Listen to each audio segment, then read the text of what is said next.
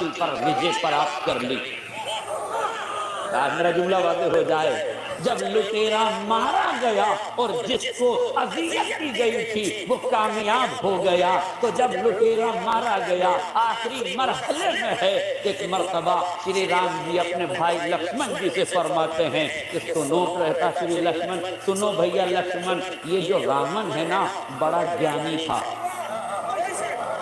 یہ بڑا گیانی تھا، جاؤ اس سے گیان پراپت کرو۔ اب تاریخ میں یہ لکھا ہے، ہسٹری میں یہ لکھا ہے، اتہاس کاروں نے یہ لکھا ہے، مجھے نہیں معلوم کہ والمیکی میں کیا لکھا ہے، اختلاف کے ساتھ کیا لکھا ہے اور کیوں لکھا ہے، وہ جا کے تحقیق طلب ہے جو کریں، مگر جو لفظ تاریخ میں ملی ہے وہ یہ ہے کہ شری رام نے اپنے بھائی سے کہا کہ جاؤ جاؤ لکشمن، یہ گیانی ہے، اس سے گیان پراپت کر لو۔ شری لکشمن جی گئے، عدم توجہ ہی کی بنیاد پر، یہ میرا تعلیقہ ہے، عدم توجہ ہی کی بنیاد پر وہ جا کے راون کے سرانے کھڑے ہو گئے۔ سرانے کھڑے ہونے کے بعد کہنے لگے مجھے میرے بھیا نے بھیجا ہے، وہ چاہتے ہیں کہ تم مجھے گیان دے۔ اس نے سر سے پیر تک دیکھا اور دیکھنے کے بعد کہا جاؤ، تمہیں تو ابھی گیان لینے کا طریقہ بھی نہیں آتا، میں تمہیں گیان کیسے پردان کر دوں، یہ سننا تھا۔ شری لکشمن جی واپس پلٹے، رام جی کی خدمت میں گئے اور مریادہ پروشتم شری رام جی سے کہنے لگے حضور اہنکار دیکھ رہے ہیں، مرتیو کے دوار پہ کھڑا ہے، جانکنی کے عالم میں ہے، لاسٹ مومنٹ ہے، جانے والا ہے، اس دنیا سے رخصت ہونے والا ہے، مرتی کے دوار پہ کھڑا ہے، مگر اہنکار دیکھ رہے ہیں، تکبر دیکھ رہے ہیں۔ اہنکار کا ترجمہ کرو، اہنکار دیکھ رہے ہیں، ایگو دیکھ رہے ہیں، ایٹیٹیوڈ دیکھ رہے ہیں، غرور دیکھ رہے ہیں، گھمنڈ دیکھ رہے ہیں۔ کہا ہوا کیا؟ توجہ، ہوا کیا؟ کیا بات ہے؟ دیکھیں بڑا احساس کیجئے تو بڑا عظیم جملہ ہے۔ شری رام کا اپدیش یہ ہے کہ کوئی غضب میں آئے تو اس پر غضبناک نہ ہو جاؤ، آہستہ سے پوچھو ہوا کیا تھا۔ آئے میرا جملہ واضح ہو جائے، یعنی غضبناک قوم کو خاموش کرنے کا جو رام راجیہ طریقہ ہے وہ شرافت ہے، شرارت نہیں، وہ شرافت ہے۔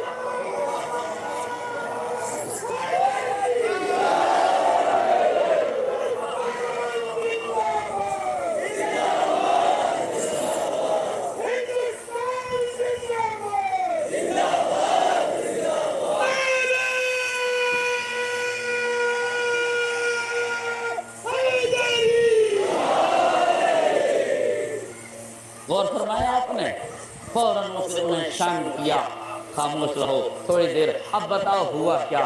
کہنے لگے براتا شری مرتیو کے دوار پہ کھڑا ہے، مگر کتنا اہنکاری ہے، کتنا متکبر ہے، کتنا غرور میں مبتلا ہے، کہہ رہا ہے تمہیں تو ابھی شکشا پراپت کرنا نہیں آتا۔ شری رام مسکرائے، مسکرا کے پوچھا تم کھڑے کہاں تھے؟ تم کھڑے کہاں تھے؟ کہا میں اس کے سراہنے کھڑا تھا۔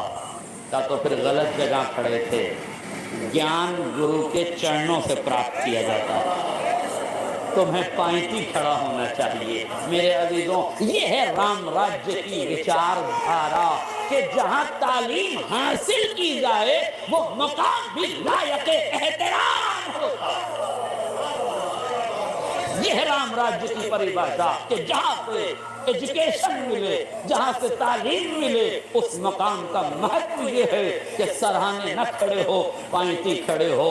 بھائی کا اپدیش سنا، فوراً پہنچے، جانے کے بعد پائنتی کھڑے ہوئے، راون کی آنکھوں میں آنکھیں ڈال کے کہا اب تو مجھے گیان دے دو، اب تو میں صحیح جگہ کھڑا ہوں۔ اب جملہ سنیے، آخری پر تک توجہ چاہتا ہوں۔ راون نے جیسے ہی یہ سنا، یہ دو روایتیں ہماری سن لیجئے تاکہ بات کو سمجھنے میں آسانی ہو جائے۔ معصوم فرماتے ہیں خذ الحکمت ولو کان من اہل النفاق، حکمت جہاں سے پانا لے لینا، چاہے نفاق کے سینے ہی میں کیوں نہ ہو۔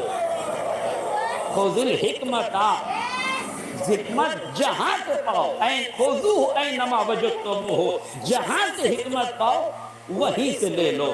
دوسرا فقرہ نہج البلاغہ میں امیر بیان و سخن مولائے متقیان علی ابن ابی طالب علیہ السلام، مولا فرماتے ہیں لا تنظر من قال بل انظر ماذا قال۔ دیکھو یہ نہ دیکھو کہ کون کہہ رہا ہے، میرا مقدمہ سنیے، یہ نہ دیکھو کہ کون کہہ رہا ہے، یہ دیکھو کہ کیا کہہ رہا ہے۔ یہ نہ دیکھو کہ رامن کہہ رہا ہے، یہ دیکھو کہ رامن کہہ کیا رہا ہے۔ آج میرا جملہ واضح ہو جائے، جیسے ہی شری لکشمن جی نے رامن سے کہا کہ آپ گیان دے دو، تو کہنے لگا رامن سنو لکشمن، مجھ راون کو ہزاروں دیوی دیوتاؤں کا وردان پراپت تھا، کسی طاقت میں اتنی طاقت نہیں تھی کہ میرا بال بیٹا کرتا، مگر میں اس انجام کو پہنچا ہوں اپنے اہنکار سے۔ ہائے میرا جملہ واضح ہو جاتا، میں اس نتیجے پہ پہنچا ہوں اپنے ایگو کی وجہ سے، غرور کی وجہ سے، تکبر کی وجہ سے، گھمنڈ کی وجہ سے، انا کی وجہ سے، اہنکار کی وجہ سے۔ تو خیال رکھنا کبھی اہنکاری نہ ہو جانا۔ میں امت مسلمہ کو، پوری دنیا کے مسلمانوں کو، پوری دنیا کے حکمرانوں کو یہ بتانا چاہتا ہوں، جب جانی کا اہنکار نہ بچا تو اجانیوں کا اہنکار۔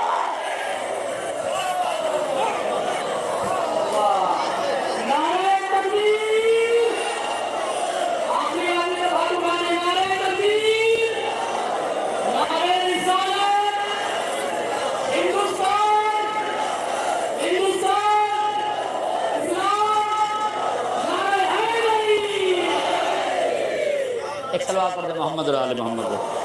ہندوستان رکھی جگہ، اہنکار کسی کا بھی نہیں بچے گا۔ اتنا بڑا جانی تھا مگر اہنکار کی وجہ سے مارا گیا، اتنا بڑا جانی تھا اپنے اہنکار کی وجہ سے ڈوب گیا۔ اس کا مطلب یہ ہے میرے عزیزوں، برا نہ مانیے گا، میں یہ نہیں کہہ رہا ہوں کہ حجاب کے خلاف ریلیاں نکالو، حجاب کے خلاف ریلیوں کی ضرورت نہیں ہے، اپنی بچیوں کو باحجاب بنا دو، اپنی بچیوں کو باحجاب بنا دو، اس لیے کہ حجاب انسانی نظریہ ہے، حجاب ہندوستانی سبھیتا ہے، یہ اسلامی نظریہ بعد میں ہے، ہندوستان کی سبھیتا پہلے ہے۔ دیکھیں کچھ چیزیں فطرت میں ودیت کی گئی ہیں۔ امریکہ نے ایک گڑیا بنائی جس ڈال کا نام رکھا باربی ڈال، بہت سے لوگ جانتے بھی ہوں گے اس سلسلے میں۔ امریکہ نے باربی ڈال کیوں بنائی؟ تاکہ ایران میں بے حجابی کو عام کر دیا جائے، لہذا اپنا پروڈکٹ بنا کر بھیجا گیا ایران کی جانب۔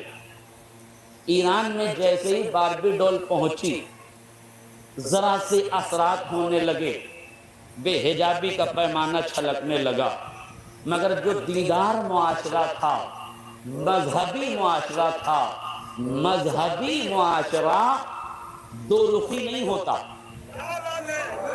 دیکھیں برا نہ مانیے گا، میں چھوڑتا کسی کو نہیں ہوں، مذہبی نظریہ رکھنے والے، مذہبی وچاردھارا رکھنے والے دوغلے نہیں ہوتے، ان کے یہاں جو مجلس کا پردہ ہے وہی شادی کا پردہ ہوتا ہے۔ آئے میرا جملہ واضح ہو جاتا ہے، جو مجلس کا پردہ ہے وہی شادی کا پردہ ہے، اس لیے کہ جہاں حجاب ہوس سے بچنے کا ذریعہ ہے تو مجلس سے زیادہ ہوس شادی کی ہے، اس لیے وہاں سے بھی بچنا ضروری ہے۔ ظاہر جو دیندار معاشرہ تھا اس میں محسوس کیا، ایک عالم دین نے اپنی بچی کو تربیت دی تھی، ان کی زوجہ بھی تربیت یافتہ تھی، زوجہ نماز کے لیے کھڑی ہوئی ہوتی تھی تو بچی کے سر پہ اسکارف لگا دیا کرتی تھی، بچی روزانہ اسکارف لگاتی تھی، ماں کے پہلو میں کھڑی ہو جاتی تھی۔ اچھا اسکارف بچی کے وہی ماں گائے گی جسے خود لگاتا ہو، تو اسے کیا پتا جسے خود ہی اسکارف کا پتہ نہ ہو۔ اسکارف لگایا، بچی کو کھڑا کیا، چند دن بچی اس کے ساتھ نماز پڑھتی رہی۔ ایک دن بچی نے ایک گڑیا اٹھائی، وہی باربی ڈال، جو اس گھر تک اتفاقاً پہنچ گئی تھی، اس نے باربی ڈول کو اٹھایا، دیکھا چاروں طرف سے برہنہ ہے، اس کے چہرے پر اسکارف لگایا، چھوٹا سا کپڑا لگایا، اپنے ساتھ مصلی عبادت پہ کھڑا کر لیا۔ باپ نے اس منظر کو دیکھا، محسوس کر لیا کہ دشمن کی سازش کو ختم کیسے کیا جاتا ہے۔ کمپنیوں کو متوجہ کیا گیا، امریکہ نے باربی ڈول بنا کے بھیجی ہے، اب ہم ایک ڈول بنائیں گے جس کا نام مریم رکھیں گے، جس کے چہرے پہ حجاب لگائیں گے، اسے امریکہ میں بھیجیں گے اور دنیا کو بتائیں گے کہ ننگے سماج کو حجاب کیسے پڑھایا جاتا ہے۔ جب گئی ہے تو تک لکھا ہے ہسٹری نگاروں نے اور تحقیق کرنے والوں نے یہ لکھا کہ جیسے ہی مریم مقدس کی تصویر کی شکل میں گڑیا کو حجاب کے ساتھ روانہ کیا گیا، عیسائی حلقوں میں کھلبلی بچنے لگی، فوراً ہاتھوں ہاتھ اسے خریدا جانے لگا، باربی کی ساری تجارت ختم ہو گئی، مریم مقدس کے ذریعے سے حجاب ننگے سماج میں رائج کر دیا گیا۔ اور فرما رہے ہیں اس کا مطلب یہ ہے کہ ہمیں خود عمل کرنا پڑے گا، اس کے بعد مرحلہ طے ہوگا۔ اب رہا سوال کہ قرآن میں حجاب ہے کہ نہیں، اب قرآن میں حجاب میں کیسے سمجھاؤں؟ میں آپ کو اس رامائن سے حجاب سمجھانا چاہتا ہوں جس سے آپ بخوبی واقف ہیں۔ تو آپ جانتے ہیں جب محترمہ سیتا میاں کا اپہرن کیا گیا تو راون سادھو کے لباس میں آیا، وہ جو لکشمن ریکھا کھینچی گئی تھی اسے ایک لمحے کے لیے حالات کی مجبوری سے کراس کیا گیا۔ میرے عزیزوں میرے جملے پہ توجہ کیجیے گا، میں اپنے ہر لفظ کا ذمہ دار ہوں مگر کسی کے ذوق سماعت کا ذمہ دار نہیں ہوں، میں اپنے لفظوں کا ذمہ دار ہوں۔ اہل علم تشریف فرما ہے، قسم خدا کی آسمانی علم کے سارے ستارے تو آج اس بزم مدحت میں جمع ہو گئے، علماء کرام کا مجمع ہے، یہ ستارے علم کے چمکتے ہوئے افراد یہاں بیٹھے ہوئے ہیں۔ طالب اصلاح رہوں گا، ان بزرگوں سے ایک صلوات پڑھیں محمد علیہ محمد۔ مرحوم فیروز حیدر صاحب قبلہ نے بڑا خوبصورت جملہ کہا تھا، اگر میری ماؤں بہنوں تک یہ جملہ پہنچ جائے تو میں سمجھوں گا میری مجلس کا حق ادا ہو گیا۔ وہ کہتے تھے شری لکشمن جی نے ایک ریکھا کھینچی تھی، اگر مجبوری میں بھی اس ریکھا کو پار نہ کیا گیا ہوتا تو اتنی بڑی رامائن عالم وجود میں نہ آتی۔ اس کا مطلب ہے کہ عورت کو اپنے کردار کی سیماؤں کو پہچاننا چاہیے، اس دائرے کے حدود کا اسے خیال رکھنا چاہیے، ورنہ مجبوری میں نکالے جانے والا قدم بھی مصیبتوں کو دعوت دینے سے نہیں روک سکتا۔ نتیجہ یہ ہوا کہ جب یہ اپہرن ہو گیا، تاریخ میں لکھا، والمیکی رامائن میں بھی اس کا ذکر موجود ہے کہ جب یہ اپہرن کر کے راون چلا تو محترمہ سیتا چونکہ ایک ذہین اور سمجھدار خاتون تھی اور محترم خاتون تھی، اور ایسی احترام اور محترم خواتین کا ہم تہے دل سے، ہردے کی گہرائی سے ان کا احترام کرتے ہیں، کرنا چاہیے۔ صاحب شعور کی ذمہ داری ہے کہ ہر مذہب کے بزرگوں کا احترام کرنا سیاست نہیں سکھاتی، شرافت سکھاتی ہے، کرنا چاہیے، شرافتوں کے پیمانے چھلکانے چاہیے۔ لہذا محترمہ ذہین تھی، اس لیے انہوں نے اپنی کبھی انگوٹھی اتار کے پھینکی، کبھی اپنا کڑا اتار کے پھینکا، کبھی اپنی جوتی اتار کے پھینک دی، کیوں؟ تاکہ پیچھے آنے والوں کو محسوس ہوتا رہے، نشانیاں اور یہ علامتیں انہیں ملتی رہیں۔ لہذا جب یہ ہو گیا، ادھر شری رام جی، شری لکشمن جی ہنومان جی کے ساتھ تینوں آدمی ڈھونڈنے کے لیے نکلے، تو اب رامائن میں یہ لکھا ہوا ہے کہ ہنومان جی نے انگوٹھی اٹھائی، لکشمن جی سے کہا یہ کس کی ہے؟ کہا یہ میری بھابھی کی ہے۔ پھر آگے چل کے انہوں نے کڑا اٹھایا، پوچھا یہ کس کا ہے؟ کہا یہ بھابھی کا ہے۔ آگے چل کے انہوں نے پیر کی جوتی اٹھائی، کہا یہ کس کی ہے؟ کہا یہ میری بھابھی کی ہے۔ آگے چل کے انہوں نے چوتھی چیز جو اٹھائی وہ ناک کی ایک نتھ اٹھائی، ناک میں پہنے جانے والا ایک وستو یا نتھ جسے کہتے ہیں، نتھنی جسے کہتے ہیں، اسے اٹھایا، اور اٹھانے کے بعد شری لکشمن جی کو دیکھ کر کہا آپ اسے پہچانتے ہیں؟ انہوں نے کہا نہیں میں اسے نہیں پہچانتا، میں اسے نہیں پہچانتا۔ شری رام جی نے دیکھا اور کہا کہ یہ تمہاری بھابھی کی ہے۔ परंतु तुम क्यों नहीं पहचानते। अब श्री लक्ष्मण जी का जुमला है, अगर किसी के समझ में आ जाए तो बहुत बड़ी बात है। वो फरमाते हैं भ्राता श्री, मैं अपनी मर्यादा की सीमाओं को जानता हूँ, मेरा धर्म मुझे भाभी के चेहरे पर नजर करने की इजाजत नहीं देता। मेरे अजीजों, बुर्का हिजाब का नाम नहीं है, बुर्का लिबास का नाम है। हिजाब आंखों की हया को कहते हैं, मिजाज की शराफत को कहते हैं, नजरों की महानता का नाम पर्दा है, दुनिया की नीचता का नाम पर्दा नहीं है। हिजाब आंखों की शर्मिंदगी का नाम है। तब मेरे समाज में ये जायज नहीं है कि मैं भाभी का चेहरा देखूं। अब बताओ, इससे बेहतर किसी समाज में, किसी धर्म में हिजाब की परिभाषा क्या होगी। जिस समाज में भाभी का चेहरा देखना जायज ना हो, उस समाज में गैर स्त्री का चेहरा देखना कैसे जायज हो सकता। बुर्का लिबास का नाम है, हिजाब का नाम नहीं है। इसलिए जुमला सुन लीजिए, और जो नौजवान इस जुमले को समझ जाए उन्हें मेरी तरफ से सुभान अल्लाह है। बुर्का लिबास का नाम है, हिजाब का नाम नहीं है। इसलिए जब बुर्का तंग हो जाता है तो वसीउन नजर फुकाहा उसकी हुर्मत का फतवा देते हैं। सलवात पढ़ दे मोहम्मद आपको पहचानिए, मराहिल को पहचानिए। इस करप्ट माहौल में, करप्शन के माहौल में आप ईमानदार बन जाइए। पूरी दुनिया बेईमानी पे उतरी है, उसे उतरने दें, आप ईमानदार बन जाएं। पूरी दुनिया जुल्म पर आमादा है, तुम्हें जुल्म नहीं करना चाहिए। बहुत देर से आप कड़वी कुसैली बातें सुन रहे हैं, जरा सा एक करप्शन का माहौल आपके गोशगुजार कर दूं ताकि थोड़ी सी माहौल में तब्दीली आ जाए। एक स्कूल के प्रिंसिपल ने, ये किसी धार्मिक स्तर पर बना हुआ स्कूल नहीं था, बल्कि तमाम मज़ाहिब की आमाजगा थी ये स्कूल।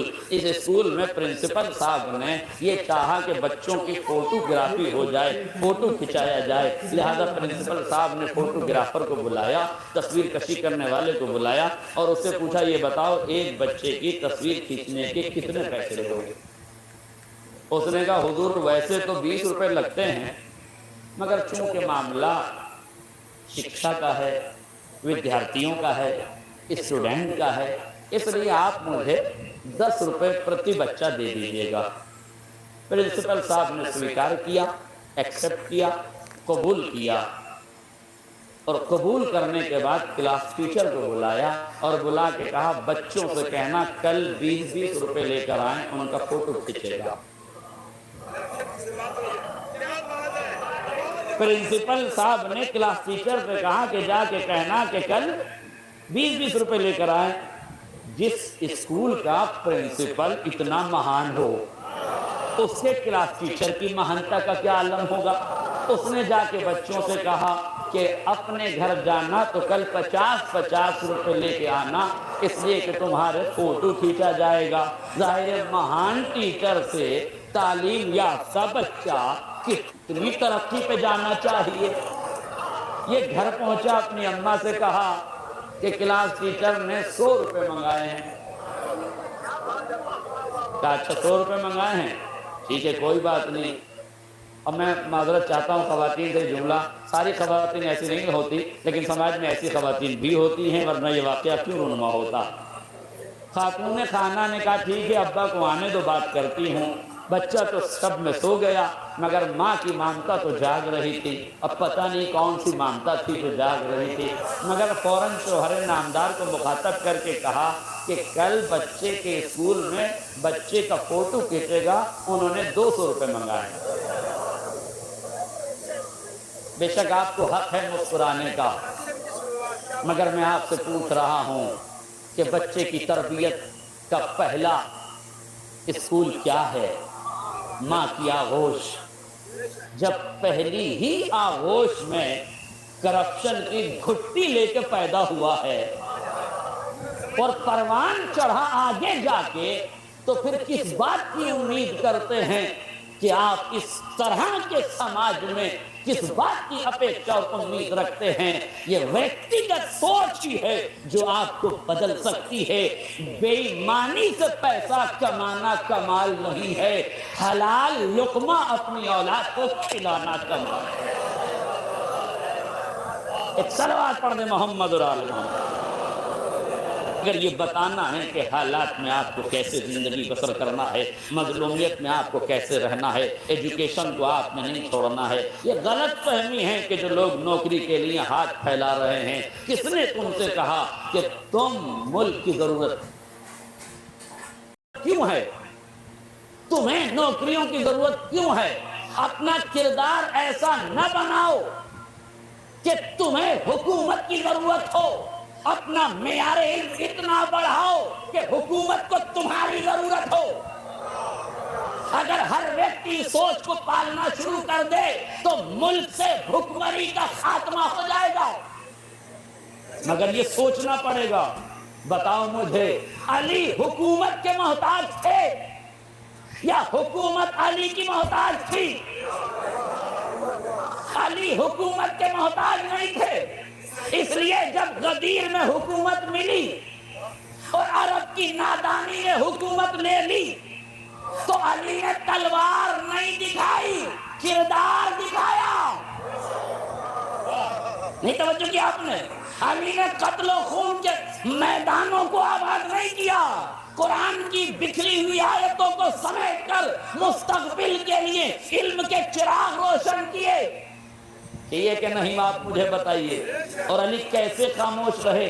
کوئی آدمی حق پر کیوں خاموش رہتا ہے؟ سمجھیے حق پر کیوں خاموش رہتا ہے، اور اس خاموشی کو ملک کی بقا کا پیمانہ سمجھیے۔ یہ بلیدان رائے گا نہیں جائے گا، ملک محفوظ ہو جائے گا، ملک کی عزتیں محفوظ ہو جائیں گی، اس لیے بلیدان دینا ضروری ہے۔ جب لکش بڑا ہو تو لکش کی پراپتی کے لیے بڑے بڑے بلیدان دینے پڑتے ہیں۔ پہلا بلیدان یہ ہے، ظلم کے مقابلے میں صبر کرو، جہل کے مقابلے میں علم حاصل کرو، کرپشن کے مقابلے میں ایماندار بن جاؤ، مانگنے کے مقابلے میں دینے والے بن جاؤ۔